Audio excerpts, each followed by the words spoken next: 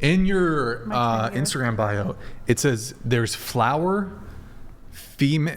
there's a flower emoji, and then like a fart cloud, or a cloud of Smoke. smoke. Flowers do. Oh, Flower and female advocate.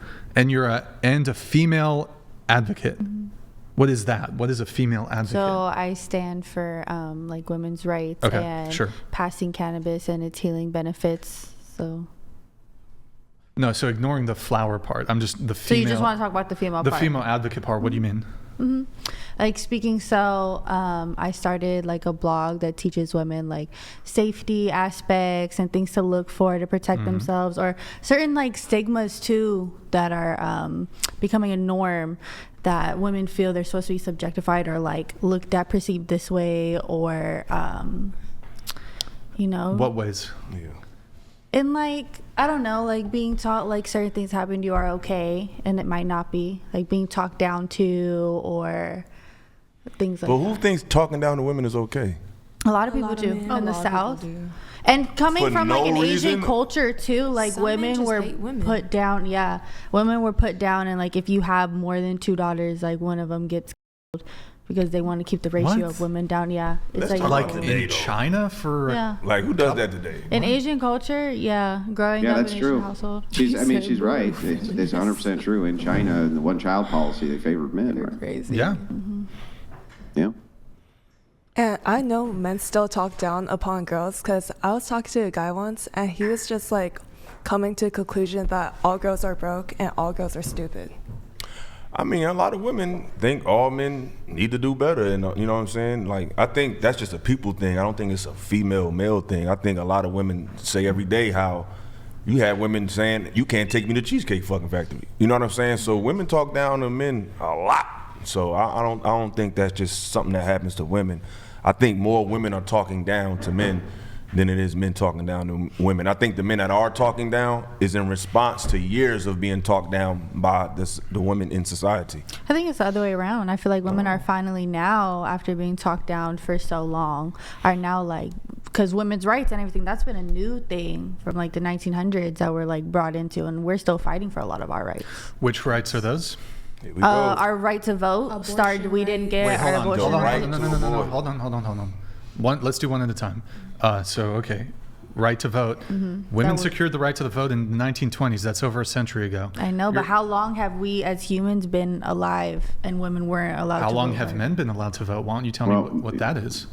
Since they started it, I believe. Since they started. No. Since the voting. Men were only given the right to vote So about 20 years before women. as gender, men or women, who started the right to vote? Who decided, okay, voting is going to be a thing? People in power. initially, People in power who the- were.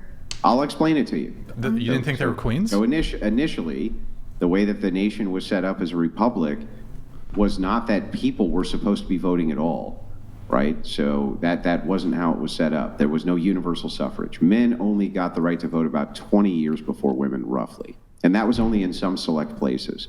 So it was never universalized to men or women. So the idea that women have been conventionally oppressed over men is silly. The nation wasn't set up that way. It was set up instead where your officials would actually do the voting. That was the way it was supposed to be set. But they are all At- men. Yeah, at that time, who were allowed to be selected officials? White men at that. Well, hang on. You say men, but you're actually incorrect there too. It couldn't be any man. It would have to be a select. So in this case, usually it was people who were stakeholders. They were landholders or this type of thing. They had to have select Power, characteristics. So it wasn't just men. When you say men, you put them in a monolith. Almost no man has ever had power in history. Almost none. Almost zero. A lot of men. It's a small group of men. I mean, as compared to males, but most men don't have power. It's just that the seat of power is often sat by a man, but that doesn't mean that's the majority. We have a chart here, actually, if you can go ahead and pull that up. So this is countries with universal right to vote.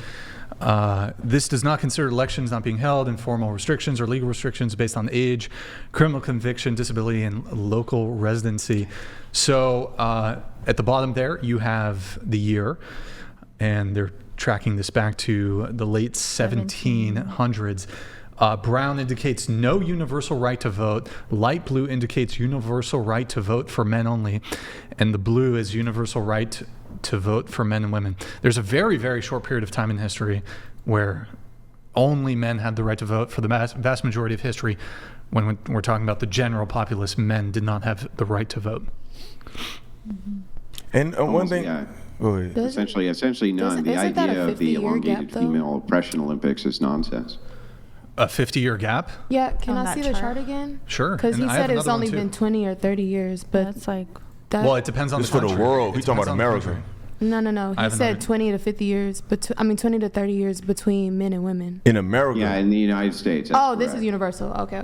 But one thing I've noticed with women is like, y'all will talk about the right to do something, but you're not thorough with that right. For example, right? It seems like women just want to participate just to say that we can do it too. But when it comes to exercising the thoroughness of that right, they don't do it. So in other words, when you ask a man why he voted for something, he'll break down legislation, he'll break down policy. When you ask a woman why did she vote, it's for something very superficial. So a lot of women seem like they fight for certain rights, but just to say they have them, not actually being an active participant in the thoroughness of the responsibility. It's like they just want a participation trophy just to say. It's like when you got a kid that just want to play with you. You give your kid so you want a cell phone, so you give them a cell phone with no battery just so they can feel like they're on the phone, but they really ain't talking or calling nobody. It's like advocating, and I don't think there's anything wrong with women. I'm talking advocating about for other voting, women. like I know. voting. And Like you most can- women, you can when they advocate vote, for they don't abortion never know rights, why but they you don't want an voted. abortion. But I think there's a lot of people, a lot of America and a lot of the world isn't educated to Exactly. know wholly what they're. No, you're right, but that seems like more men are, because it's like, and it seems like men, when men are speaking about voting, they're speaking about something that benefits the many. It seems like women get involved in voting strictly for the benefits of women only. So to me, if you're getting into these positions just to focus on one gender, that's not even a leadership attribute, because a leader looks after the whole. It seems like when women get power, they look after women. And I think that's probably why they was prohibited from a lot of things, because y'all just see your side and your gender. You don't look at the group. Like, even for example, right? I don't mean to talk too much, but there was Ice Cube was on a show called Cocktails with the Queens. It was Vivica Fox. There was I think Selena Johnson, Lisa Ray, and like another woman. So this was around the time when Biden and Trump was going at it a couple years ago. So Ice Cube was contacted by two political parties. He said the Democrats contacted me because Ice Cube made a plan called the Plan for Black America. So he said, the Democrats said, we'll help you with your plan after we get in office. He said Trump and the Republicans reached out to him and said, hey, we want to implement your plan now. So when he was speaking this to black women, he was saying, hey, this is a plan for black people, and black people includes black men, black women, black boys, black girls. But the black women on the show said, hey, that sounds good, but what's in it for us? So the fact that a man is saying, I'm getting legislation pushed for black people, and women heard that and still distinguished themselves from the group to focus solely on themselves, to me speaks to a pathology where women, when they get a taste of power, they're not thinking about the many, they're just thinking about themselves. Yeah, because we live in a patriarchal society where we're already way more oppressed than men. How So are you yes, we have oppressed? to- You're able to do whatever the hell you want to do. We got to take one thing at a time. Let's bring it back. We'll get into the patriarchy. We'll get into the oppression. You said that you're in the female advocacy. So you said women's right to, or I'm trying to remember We started with the right to vote, and then now coming on, right? But you spoke on education. Okay. Oh, education? So do you realize that, like, when it comes to college education, there's, like, I think the breakdown is 60% women, 40% men. So is this evidence of oppression towards men? No, this is a now thing. These are things. No, that it's just been started since the happening. 1980s. But prior to that, Women have surpassed men when it comes to. Because you gave us the opportunity, we ran with it. We were like, okay, now we. Oh, okay. Now So we just take to be the clear, education. so is your position when there's a discrepancy, and this discrepancy negatively impacts women in some conceivable way, or there's less representation of women in a field or in some beneficial metric, that's evidence of sexism, patriarchy, oppression. But when men are either overrepresented in a negative component or underrepresented in like a positive sense, then that's just not sexism, not oppression. No, oppression is when it's forced against somebody, and it's like, What's forced? or it's like it's stated like they're not allowed to do this. or you can't do that, or not allowing somebody to be. Yeah, women have been allowed to go to these. And that's why now we're doing so great. Really? Like You a lot are? of women. He just said 60% of women But are that going don't, just because to you're in school don't mean you're doing great. There's women that That's the graduated. thing that is great, though. But Damien, pull up don't the Discord, statistics please. show that like women graduate more than men and women You're are gonna more go- I know educated than dudes with a men? CDL and They always have, a yeah. jacket. But I'm talking about I'm talking about demographics, not just knowing one person. Infographics. But what I'm saying is Demographics. this: graduating doesn't equate to success. It's I success know to some- people But who it's have. success to some people. Successful, It yeah. depends on what you went to It's not- school that's not for. what If you go to school for a bachelor's degree in African American studies, you're gonna make less money than a dude with a GED and a CDL.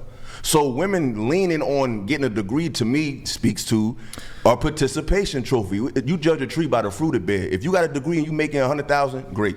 But if you don't got a degree and you're making 100,000, that's great too. So getting a degree doesn't mean anything if it hasn't propelled your life. It's another topic though. And Damien, most can you women pull get up- degrees and don't Damien, propel can you their pull up the Discord? You're gonna click on the first college one. All right. Percentage of U.S. population who have completed 4 years of college or more from 1940 to 2021. So that the change occurred. Wait, hold on. Wait, hold on. Looks like it's going. Oh, who have completed. Okay, so this isn't like on a yearly basis. This is like in totality. So it's counting people who graduated in like 1940. There's a different graph that'll show that'll indicate starting in 1980, there were more women starting in about 1980 that started going to college than men. Pull up the next graph. You can just use the arrows. U.S. college degrees by gender. So female 58, male 41. Next. This is enrollment. So looking at 2014 is the most recent one. For this one, 7.5 million males, 2 million more females. Back in 2014, that number's even higher, or there's a bigger difference. Massive. U.S. college. U.S. college enrollment by gender. So yeah, you do see the flip in 1980. This is on a yearly basis. Next. Men and women study different things. This is kind of important. Next. Total number of students. Oh, this is for the local university, UCSB. Women, 61. I think it's the local university. 61% here in Santa Barbara, 39% men. Next. Percentage of all college degrees, 1980. Yeah, 1981 was the switch. Next. So women have gone next. to show to done better in school than men. And this is for the University of California system, UC. So this is the gender ratios. Blue is male, red is female, with the exception of the University of California, Santa Cruz. There's also, UCSD also slightly more, but you have pretty big discrepancies there. So education, women are doing fine when it comes to education.